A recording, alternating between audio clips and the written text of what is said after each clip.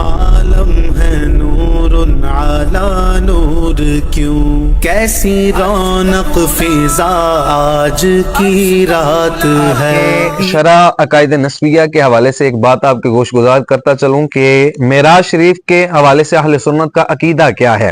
احباب گرامی قدر، یہ یاد رکھیے گا کہ معراج شریف کے 3 مراحل ہیں۔ پہلا مرحلہ فرش سے فرش تک ہے، دوسرا مرحلہ فرش سے عرش تک ہے، اور تیسرا مرحلہ عرش سے لامکاں تک ہے۔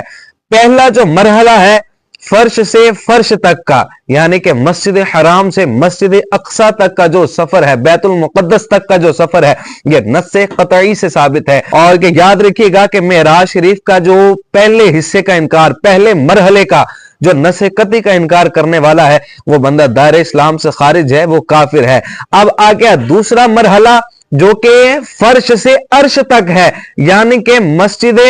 اقصی سے بیت المقدس سے وہ پہلا آسمان، پھر دوسرا آسمان، پھر تیسرا، یہ آسمانوں کی سیر ہے، یعنی کہ سدرۃ المنتہا تک یہ جو سفر ہے یہ دوسرا مرحلہ ہے، اور یہ احادیث سے مشہورہ سے ثابت ہے، اور اس کا انکار کرنے والا وہ بدعتی ہے، وہ گمراہ ہے۔ اور تیسرا جو مرحلہ ہے وہ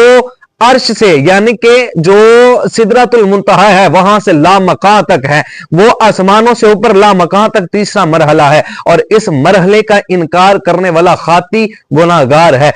آج کے اس پرفتن دور کے اندر کچھ ایسے لوگ موجود ہیں جو نبی پاک صاحب الاولاق صلی اللہ علیہ وسلم کی معراج کا سرے سے ہی انکار کرتے ہیں۔ کچھ لوگ ایسے ہیں کہ جو نبی پاک صاحب الاولاق صلی اللہ علیہ وسلم کا معراج کا انکار نہیں کرتے، اقرار کرتے ہیں، لیکن اس حد تک کرتے ہیں کہ جی نبی پاک مسجد حرام سے مسجد اقصی تک گئے تھے۔ ایک طبقہ وہ ہے کہ جو کہتا ہے کہ نبی پاک کی یہ جو معراج ہے یہ مسجد حرام سے آسمان دنیا تک معراج ہے نبی پاک صاحب۔ ایک طبقہ ایسا ہے کہ جو نبی پاک صاحب الاولاق صلی اللہ علیہ وسلم کی معراج کا اقرار کرتا ہے، لیکن وہ کہتا ہے کہ نبی پاک صاحب الاولاق صلی اللہ علیہ وسلم نے جو معراج کی ہے یہ حالت خواب کے اندر کی ہے۔ اور ایک طبقہ ایسا ہے کہ جو نبی پاک علیہ السلام کی معراج کے اقرار کرتا ہے، لیکن وہ اس اعتبار سے کرتا ہے کہ جو نبی پاک صاحب الاولاق صلی اللہ علیہ وسلم کی معراج ہوئی ہے یہ روح کے اعتبار سے ہوئی ہے۔ ایک طبقہ ایسا ہے کہ جو نبی پاک صاحب الاولاق صلی اللہ علیہ وسلم کی معراج کو تسلیم کرتا ہے، اور وہ اہل سنت کا طبقہ ہے، اور ہمارا عقیدہ، نظریہ اور موقف یہی ہے کہ سرکار مدینہ صلی اللہ علیہ وسلم نے جو معراج کی ہے وہ روح اور جسم ان دونوں کے ساتھ معراج کی رات خالق کائنات کی بارگاہ میں حاضری دی ہے، اور اس اعتبار سے دی ہے کہ خالق کائنات کی بارگاہ میں حاضر ہوئے ہیں تو اپنے روح اور اپنے جسم دونوں کے ساتھ ہی نبی پاک صاحب الاولاق صلی اللہ علیہ وسلم معراج کی رات تشریف لے کر گئے۔ اب ہمارا نظریہ اور ہمارا موقف یہ ہے کہ نبی پاک صاحب الاولاق صلی اللہ علیہ وسلم نے